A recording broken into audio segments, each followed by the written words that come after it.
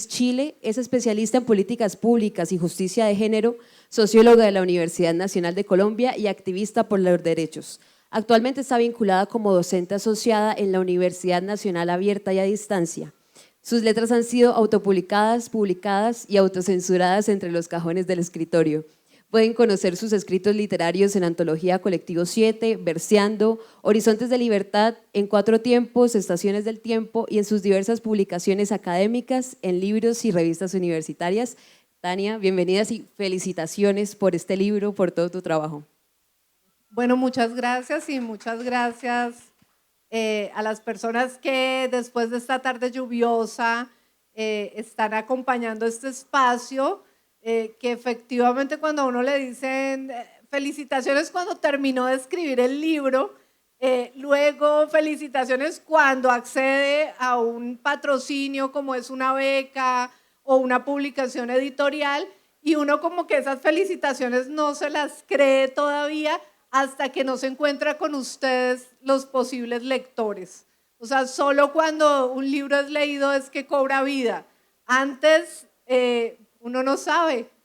Incluso uno se sigue preguntando qué tan escritor o escritora es. Y es ese encuentro con los lectores que le da vida a todo este cuento de escribir cuentos. E igual, el arte se termina completando cuando se comparte, así que te agradezco por compartirlo, incluso con todos esos pensamientos y cuestionamientos de si eres o no eres escritora, que yo creo que es algo que puede que no termine, pero el compartirlo y el dejar ver lo que tienes adentro, te lo agradecemos. Y entonces, para empezar con esto, una creería que ya sabe que es un asunto doméstico, pero cuando uno se enfrenta al libro y empieza a ver sus diferentes historias, de pronto se lo empieza a cuestionar más. Entonces, cuéntanos para ti qué es un asunto doméstico y con relación al libro en sí. Bueno, yo trabajé mucho en este título a partir de la mención que hacen varios de los cuentos sobre lo doméstico, más que como una tarea o un lugar en el orden de lo privado, de cuando uno cierra la puerta y se queda con uno y con los de uno, más pensando en todas estas cosas cotidianas y que hacemos todos los días, en donde de manera mínima y máxima se expresa lo que somos y se expresan las relaciones de poder en que nos tenemos que mover. Entonces, lo doméstico y lo que llamamos cotidiano es la máxima expresión de lo político, de lo que somos como seres políticos. Y a veces no nos damos cuenta de eso porque estamos todo el tiempo pensando en otras cosas, y lo doméstico se hace o no se hace y convivimos con que no se haga. Entonces, este lugar de lo político es muy importante para describir lo doméstico en los cuentos. Y doméstico también viene de domesticar, por ejemplo. También viene de hablar de lo privado. Y a veces cuando dejamos lo privado exclusivamente en lo privado, pues es donde muchos problemas también sociales se cocinan, porque precisamente no se hablan como asuntos políticos. ¿Y el que los cuentos terminaran tratando sobre asuntos domésticos fue pura casualidad? ¿O fue como que empezaste a darte cuenta que tenías esa línea y había un cuento que de pronto no lo tenía y dijiste, lo voy a meter para que pueda ser parte de un hilo conductor de los cuentos? Claro, estos cuentos, yo le decía a Dayana que yo me pienso más como traductora de la oralidad cuando escribo cuentos, y es porque son historias que alguna parte del cuento fue una historia con la que algún momento me encontré. Y me encontré y dije, uy, esto valdría la pena compartirlo desde la literatura. Y cuando elegimos, como de todos los cuentos que uno tiene en el cajón y que ha trabajado y que ha abierto, unos funcionan, otros no, cuando yo ya dije, bueno, pensar en un conjunto de cuentos que en algún momento sean un libro, entonces elegimos uno que tuviera como un color parecido, y fueron estos que tenían ese hilo conductor, aunque todos son muy diversos. Incluso hay un cuento que Dayana me decía, y en ese cuento, ¿dónde está el asunto doméstico? Y yo le digo, pues en sacar a pasear al perro y hablar con él, que no era tan visible, por ejemplo, cuando ella conoció la obra. Exacto, porque aparte, desde afuera como que yo decía, bueno, todo asuntos domésticos, todo va a girar en torno a las mujeres. Eso fue como lo primero que pensé. Entonces, precisamente hay unos cuentos que son como 2 o 3 que los protagonistas son hombres. Entonces, cuando estábamos hablando con Tania sobre eso, ella me contaba que fue diferente para ella escribir esos cuentos en los que el protagonista era un hombre. Entonces, cuéntanos un poco de pronto de qué te valiste o de qué personas o qué recursos hiciste para poder narrar eso y que fuera creíble aparte. Bueno, otro elemento, y insisto en ese reconocerme como aprendiz de escritora, y es todo el proceso de investigación que puede tener un cuento. Cuando uno empieza a construir los personajes, cuando empieza a darle verosimilitud a la historia, cuando empieza a corregir y a corregir la historia, porque ya tiene que tener unos elementos que realmente cuenten. Entonces me encuentro con algunos personajes que la historia necesitaba que fueran hombres. Y en este ejercicio, pues, vale de todo, vale hablar con amigos, vale tener lectores de control también que me dijeran, esto no lo dice un hombre, ¿sí? Alguna afirmación, no. Bueno, entonces, ¿cómo lo diría un hombre?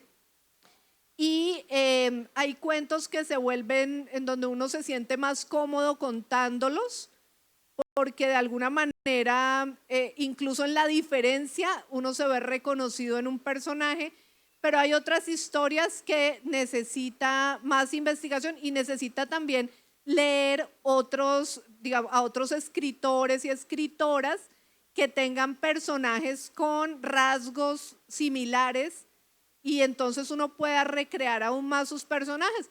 Por eso es que un cuento yo me lo pude haber encontrado hace 15 años y que tomara todo ese tiempo para escribirse la historia. No es tan automático, no es de inspiración.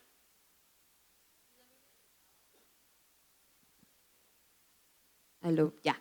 Tú también me contabas que precisamente como eres traductora de la oralidad, entonces que había muchas partes de realidad en lo que estabas escribiendo, como que te valías de muchas cosas que las personas te habían contado o incluso sucesos que, por ejemplo, habían pasado en Argentina, como lo que me habías contado del terapeuta. Entonces, la verdad me parece una historia muy curiosa que me encantaría que nos pudieras contar a los demás porque le agrega todavía como más matices cuando ustedes ya puedan leer el libro que, de paso aprovecho y digo, está en el stand de la editorial La Racimada y lo pueden adquirir, está precioso, ojalá. Ahorita venimos a ver si podemos como pasarlo para que ustedes lo toquen, miren la ilustración.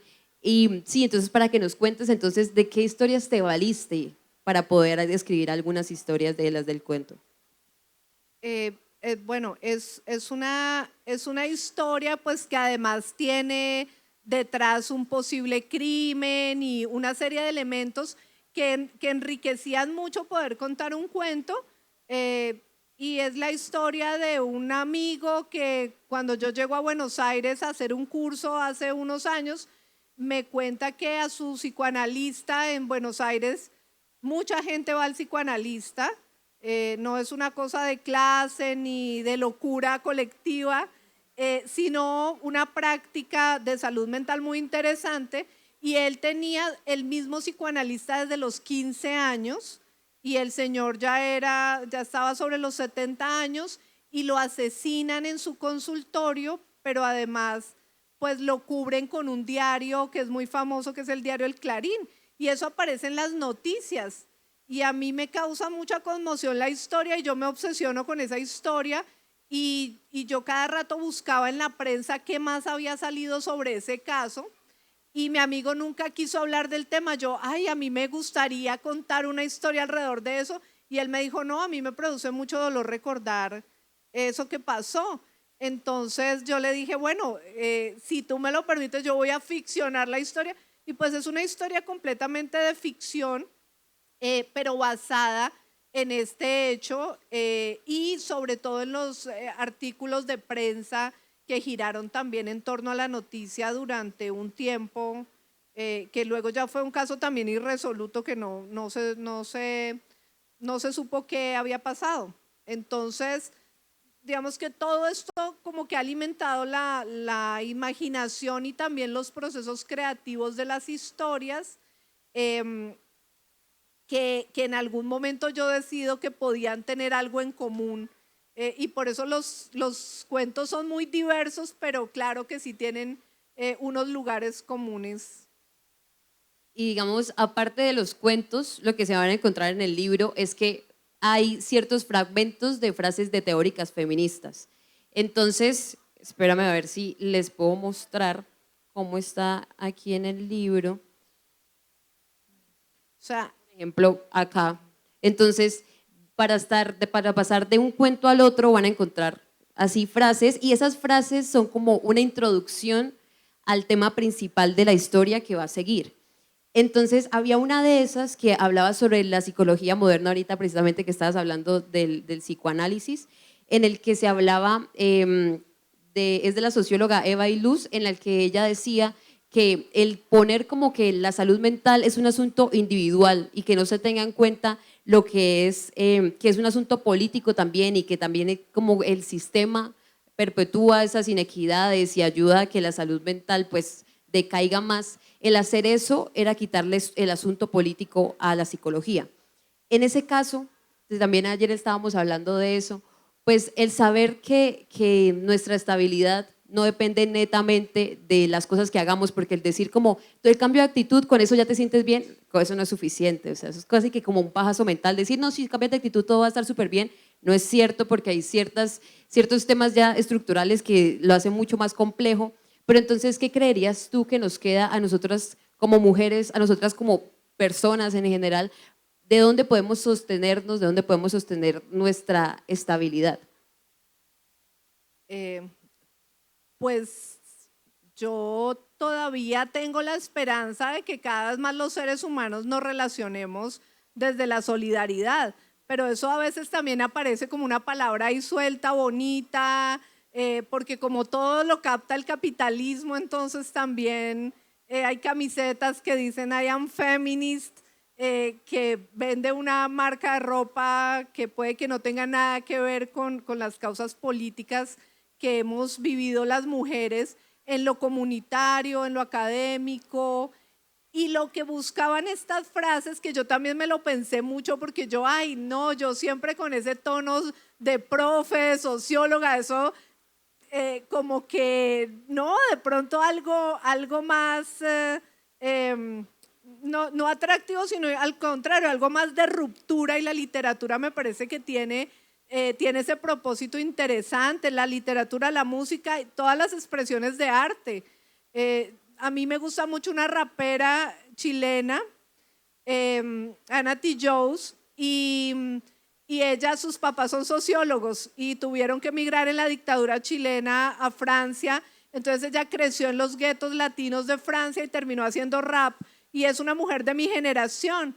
Y entonces ella cuenta que cuando les dijo a sus papás que se iba a dedicar al rap, ellos como le dijeron, no, pero por lo menos termine una carrera. Y entonces ella les dijo, tranquilos, yo voy a decir lo mismo que ustedes, solo que a mí sí me van a prestar atención. Y algo así me gustaría hacer con la literatura, ¿no? O sea, tantos años haciendo sociología, y yo no sé si alguien le ha prestado atención a ese conocimiento, no a Tania, sino a ese conocimiento que se gesta desde las ciencias sociales. Y entonces con la literatura uno también quiere como fisurar lugares de poder, fisurar autoridades que nos han hecho daño, ¿no? Entonces, por eso decidí meter a estas mujeres que son del mundo de la academia, de los estudios de género, de los feminismos, para hacer una transición entre cuento y cuento. Y estas mujeres son como una voz en off que nos están diciendo, ah, qué bien, es que esas personas que aparecen en esa historia están atravesadas por un sistema económico, por un sistema político, por unas condiciones estructurales. Y, por ejemplo, una parte del fragmento de Eva y Joyce, efectivamente les voy a leer la pregunta que hace transición a un cuento y dice: ¿qué ocurre cuando el sufrimiento no es un fallo personal, sino una consecuencia de un sistema que excluye, sobrecarga, desvaloriza el trabajo emocional y de cuidados que históricamente han asumido las mujeres? Y dejo esa pregunta ahí como transición de una historia.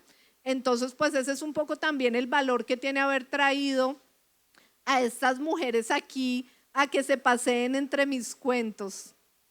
Y que igual yo te decía que esos fragmentos que pusiste son tan digeribles, realmente ayudan a precisamente hacer lo que tú quieres, de hacer la transición, y la forma en la que piensas ese segundo cuento que tú me decías que de pronto tú no sabías en teoría, como muy metida lo de la gramática y todo ese tema, pero entonces utilizas como ciertos ganchos dentro de los cuentos para que sea mucho más sencillo apropiarse de esa historia. Y te quiero preguntar cómo llegaste a ese punto, por ejemplo, en ese libro y en los demás en los que investigabas y decías como, bueno, de pronto esta es la mejor manera de presentarlo para que les llegue más a las personas, o no quiero caer tal vez en lo mismo de solo contar la historia y ya, sino incluso enseñar, como lo hiciste conmigo con el diptongo creciente y esos temas. Entonces, ¿cómo llegaste a de pronto a investigar sobre eso? ¿O por qué se te ocurrió esa idea? Bueno, Dayana hace preguntas súper complicadas. Porque muchos cuentos como que parecería magia, o no sé cómo explicar la respuesta, pero se escriben solos. O sea, hay, por ejemplo, lugares del humor. Yo no me considero una persona graciosa, tengo un humor bastante sarcástico, que eso pueden dar cuenta mis amigas, espero. Pero me gustaba mucho cuando el personaje se construía solo en el cuento y me proponía un juego de humor, que yo misma como escritora me reía de la salida que había tomado el cuento, pero no sabría cómo se llega a ese lugar, sino que pasa en la literatura, pero pues eso es un trabajo constante de lectura y de escritura y de corregir, y un poco lo que yo les decía, de tener también amigos buenos lectores que lean los cuentos antes y también que te digan: no, esto necesita más trabajo, o vete por acá, o yo haría tal cosa. Uno tampoco escribe sola ni solo, ¿no? O sea, por eso insisto en pensarme como traductora de oralidades. Valentina, vente para acá. Que Valentina fue una parte importante en esta producción, desde lo visual, que es otro lugar también para contar historias. Bienvenida, Valentina, gracias por acompañarnos, precisamente porque siento que eso le da un plus, digamos, el plus como precioso que tiene el tener el libro en físico, también está ahí la ilustración, pero ustedes van a tener acceso a esto, a tener la ilustración completa que hizo Valentina, y van a tener acceso a eso, y ustedes pueden darle el significado que quieran, pueden, no sé, es que yo siento que solamente mirando los colores ya es algo que sí o sí llama demasiado la atención. Entonces, ya que estás acá acompañándonos, quería preguntarte cómo llegaste al proyecto y cómo fueron esas primeras conversaciones que tuviste con Tania para darle esa identidad visual. Pues Tania fue la que me contactó, no sé de dónde. Bueno, yo conozco a Valentina en una feria de emprendimiento y le compro unas impresiones que tengo en mi cuarto, y luego cuando pensé en la ilustración del libro, a mí me gustaba mucho porque ella pintaba mujeres con cuerpos heteronormativos, con cuerpos diversos. Entonces yo tengo una mujer como que está saliendo del agua que me parecía muy bonita, y los cuentos hablan de mujeres muy diferentes y de mujeres demasiado ocupadas para ocuparse de algunas cosas, como es la normatividad social del cuerpo.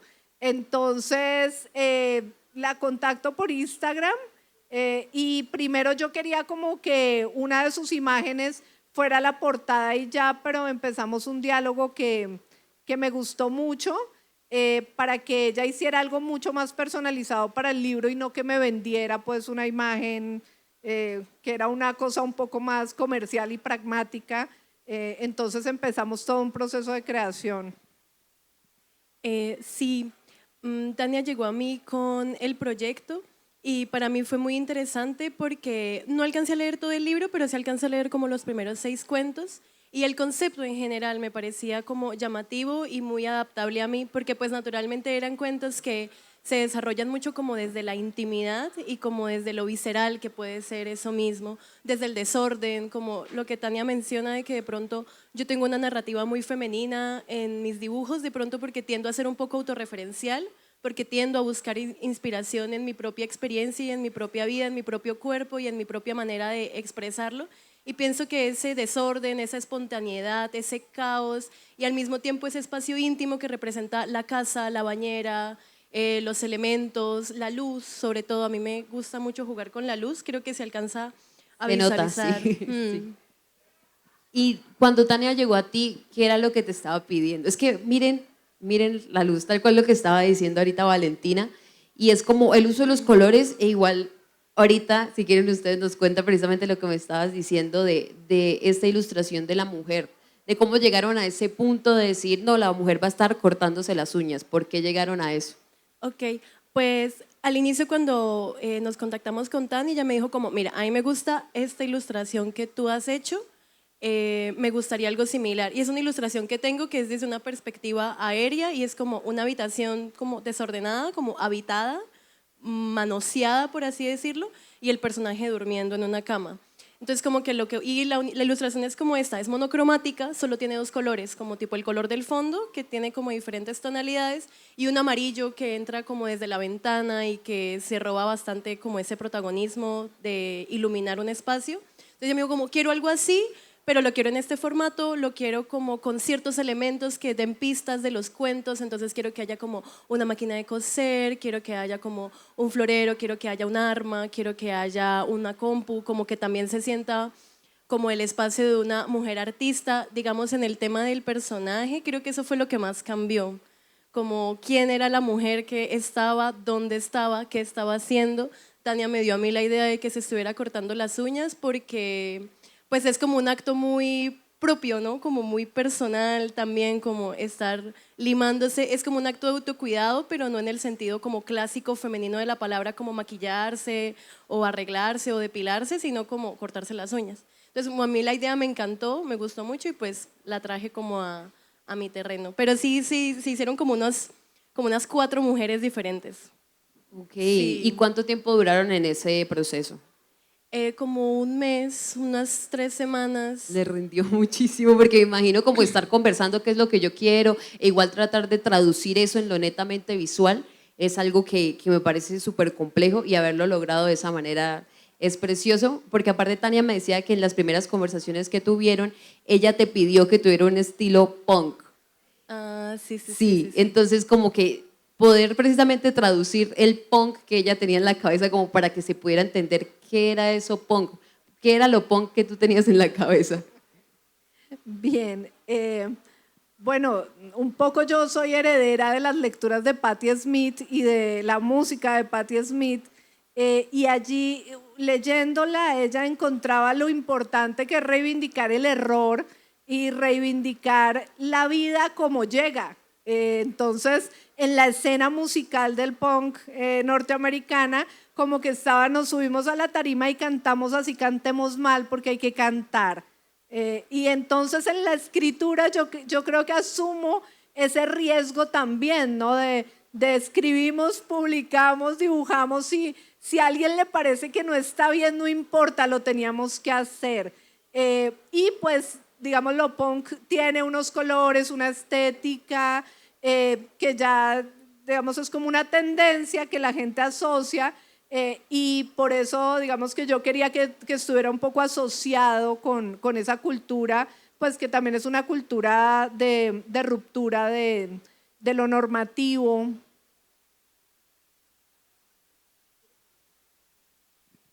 Yo también conecto mucho con esa filosofía. Yo realmente nunca estudié dibujo como tal, yo soy audiovisual y he aprendido a dibujar a partir de hacerlo.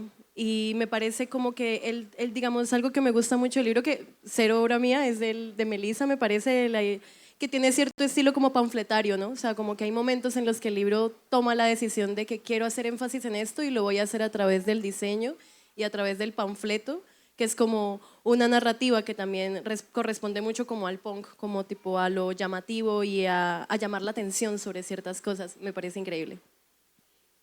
Y en ese proceso de escritura, como, ¿cuál es ese, ya luego, ya que lo tienes terminado, que lo tienes ahí en tus manos, cuando piensas en el libro, cuál es ese, los dos, cuál es ese primer cuento que se les viene a la cabeza? A mí el cuento de cierre, porque es un cuento, es un microcuento que se llama El hipoclorito y las amas de casa, y a mí como que me abrió un poco la mente sobre todas las formas de pequeñas venganzas que necesitamos a veces. Entonces, ese es como el cuento que más hay, y es el de cierre. A mí me gusta Ancestral, que es como de pronto un poco más místico, como muy familiar también. De pronto es un cuento bastante tranquilo, pero conecté bastante con él como por esa temática más espiritual. Ok. Y cuando lo estabas escribiendo, ¿cuál fue ese que disfrutaste más? Yo creo que uno escribiendo no disfruta. No, mentira, sí, pero yo disfruté mucho El equipo del alma porque es un cuento muy sensible eh, y, y tuvo muchas versiones eh, y es sobre una madre que piensa que no puede ser buena madre porque lo único que tiene para darle a sus hijos es mal ejemplo, pero es una mujer extraordinaria. Entonces, ese fue el que también desde mi maternidad me permitió como construir un personaje muy diferente a mí, pero que tiene muchos elementos que yo valoro en las mujeres, incluso esa capacidad de ser irresponsables. Y ella precisamente decía que no era capaz de permanecer. Era como, duraba un rato con sus hijos y decía, no, me tengo que ir. Y decía, voy a ir a hacer lo que yo quiera hacer. Y hablando dentro de ese cuento, tú me contaste que parte de eso es inspirado en algo que tú viviste, que supiste de primera mano. ¿Qué fue eso que te llevó o que te impulsó como decir, yo también, porque me dijiste ayer como, yo soy esa persona que va y le lleva la carta? Cómo fue eso? Volvemos a ese ejercicio de traducción de oralidades. Yo trabajo con una fundación que trabaja con jóvenes privados de la libertad y en algún momento yo iba a visitar el Buen Pastor y un chico que estaba privado de la libertad le mandó una nota a su mamá, o sea, mamá e hijo estaban privados de la libertad en el mismo momento y en ese cruce de comunicaciones yo conozco la historia. Pero volvemos a lo mismo, digamos que ese es el relato que dispara el cuento, pero todo lo que está en el cuento luego es ficcionado para poderlo compartir. Y ya toma también otros caminos y se cruza con otras historias y se cruza también con otras lecturas de lo que significa para Bucaramanga. El El Atlético Búcaros, sí. Bucaramanga y ya toma otros tintes. Sí, yo a ese cuento le tengo como un especial amor porque me hizo llorar, como amé, como amo estar tan, tan dolida por algo que incluso ni siquiera está como tan cercano a mí, y también parte de lo que tú dices de el haber puesto algunos cuentos aquí en Bucaramanga, qué importante es que se escriba sobre Bucaramanga o que se sitúen cosas acá, porque le decía a Tania ayer que todos casi en algún momento hemos pensado que en Bucaramanga no pasa absolutamente nada, Y bueno, por ejemplo, esto es una muestra de que no es cierto, pero entonces también empezar a ver a Bucaramanga en la literatura es algo hermoso que te agradezco mucho por hacerlo. Y también te decía que en medio de todos los cuentos sentía que había conectado mucho más con aquellos que me recordaban a mujeres de mi familia. Entonces, ¿cuáles de esos son, digamos, que tomaste algo de mujeres de tu familia? Y también, Vale, si nos quiere contar, digamos, porque creen que a pesar de la diferencia de contextos en todo sentido, hay dolores que nos atraviesan a las mujeres sin importar qué. Sí. Los cuentos hablan de mujeres y de hombres también universales. No todos los personajes son mujeres, no todos están centrados en mujeres. Incluso el que decía Valentina, que es ancestral, es un padre, y su relación con su hija. Eh, y, y bueno, yo he trabajado mucho con mujeres, con organizaciones de mujeres.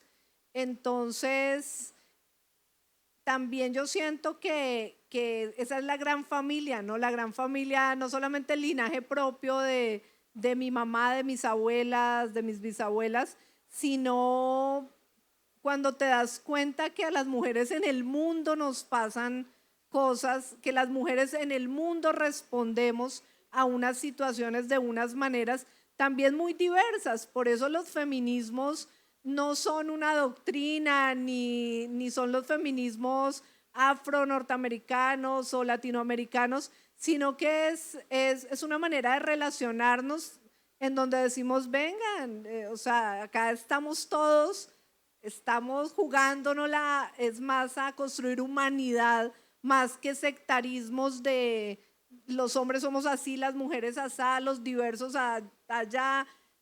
No, sino pues al contrario, ¿no? Cuando a mí me dicen, ¿y usted de qué feminismo es? ¿De qué corriente feminista? ¿De qué ola del feminismo? Yo siempre digo, pues de un feminismo que defiende la vida, una vida que valga la pena ser vivida, que es un poco también parte de una frase de Yayo Herrera que trabaja ecofeminismo, de una mujer española, y es pensarnos el feminismo como una defensa de la vida, incluso no solamente de la vida humana, ¿no? Y de visibilizar, por supuesto, todo lo que las mujeres históricamente hemos hecho en esa defensa de la vida. Y bueno, y Valentina también a mí me gustaría saber por qué ella pinta a las mujeres que pinta.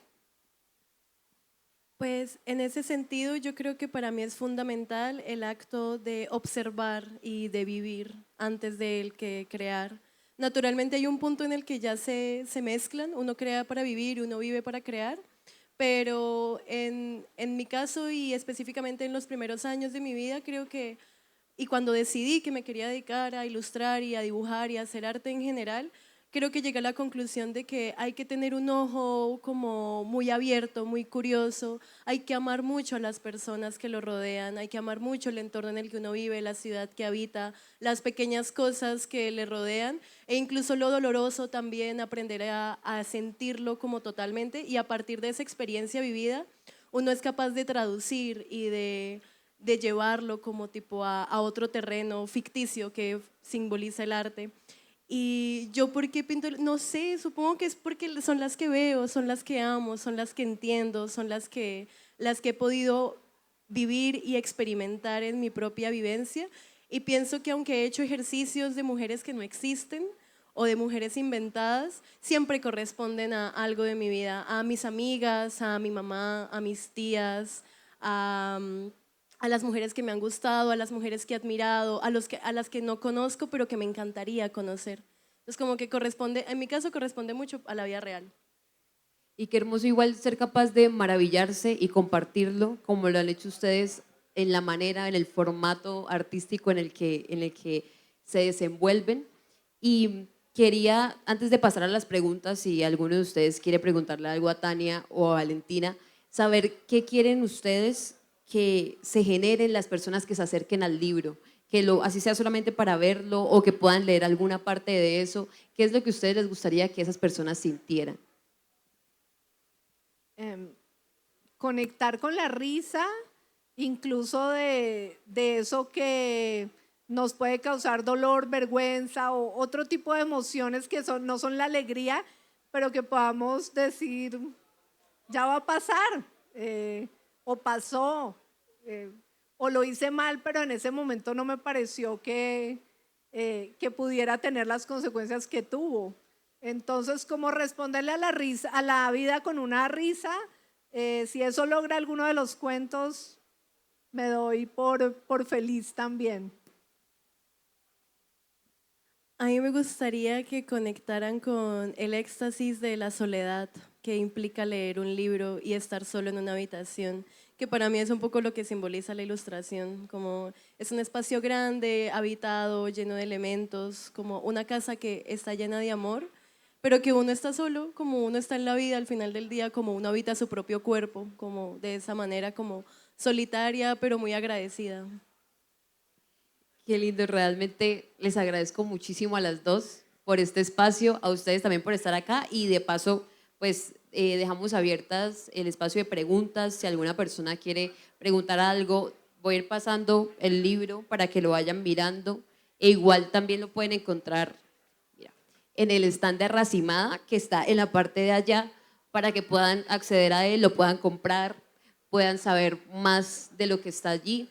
Y sí, entonces está muy abierto. Cualquier persona que quiera hacer una pregunta, quedo pendiente para pasarle el micrófono, para que nos cuente, para que le pregunte lo que quiera a ellas o para que nos comente de pronto qué son esas curiosidades que le quedaron o qué sensación tuvo luego de conocer un poco del libro de Tania y de las ilustraciones de Valentina y también lo que las inspiró y la que las llevó a ellas a crear esto.